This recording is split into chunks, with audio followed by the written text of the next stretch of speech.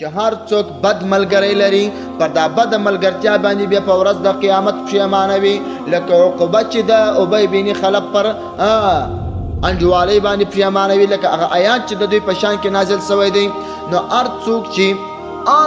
په هر نامه د هر چا سره انډیوالي کوي مقصد بیا د رب رضا وي، مقصد بیا د دین ورانی نه وي، مقصد بیا دا نه وي چې زه به دنیا باره لرم، مقصد بیا دا نه زه به شهرت لرم. هر هغه انډیوالي چې بغیر د رب د رضا څوي او بغیر د رب د رسول صلی الله علیه وسلم د متابعت څوي او بغیر د خپلو اسلافو او مشرانو د لارې د تعقیب څخه وي هغه باطله ده، هغه په ورځ د قیامت ګټه نه لري، هغه په ورځ د قیامت ستا د نیکۍ پلې ته نه ولیږي، هغه ستا د پاره د غاړې توق دی او ته به ورباندې راګیرېږي او تا ته به د دې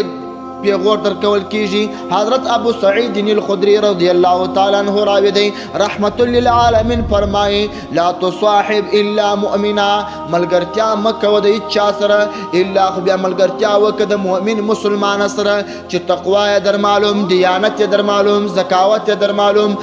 ذکر او اذکار او فکر یې در معلوم. ولا یاکلوا مالک الا تقیا، استعمال دي ستا په کوټه کې هر کس هر خمار باز هر دوکه باز هر فاسق هر ظالم دي ستا په کوټه کې ډوډۍ نه خوري، ستا ډوډۍ دې نه خوري هر څوک الا خو بیا دې خوري هغه څوک چې هغه څه شي وي، هغه تقوادار وي، تقوا لري، پرهیز لري. دې ته ورته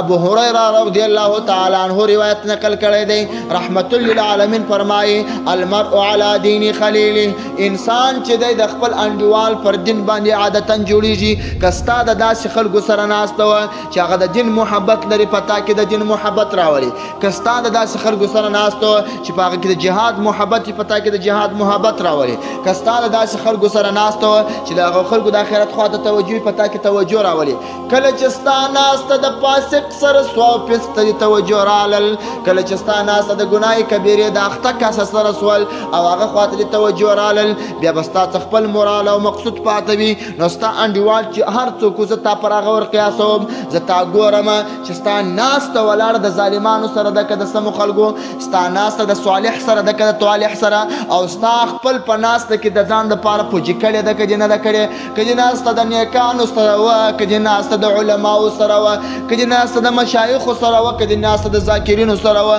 که دې ناسته د بزرګانو صوفیه و ذاکرینو سره وه، نو ته صوفیه، ته ذاکر یې، ته عالم یې، ته د هغو په ټولۍ کې په ورځ د قیامت راپورته کېږي. او که ستا ناسته د بدانو سره خلکو سره وه او هغه و چې بدۍ ته یې لمن ویل، دین ته وفادار نه ول او بېدینۍ ته وفادار ول او بېدینۍ ته یې لمن ول، کوشش یې د دې کوه چې خلک بېدینه کړي، کوشش یې د دې نه کوه چې خلک دین ته راوبولي. دې وخت کې بیا ته پر هغه ور قیاس یې، ته هم دغسې سړی یې، ځکه ولې ناسته ورسره کوې او ولې ناسته ولاړه ورسره کوې. مقصد دا دی چې ستاسو ناسته ولاړه باید کنټرول وي.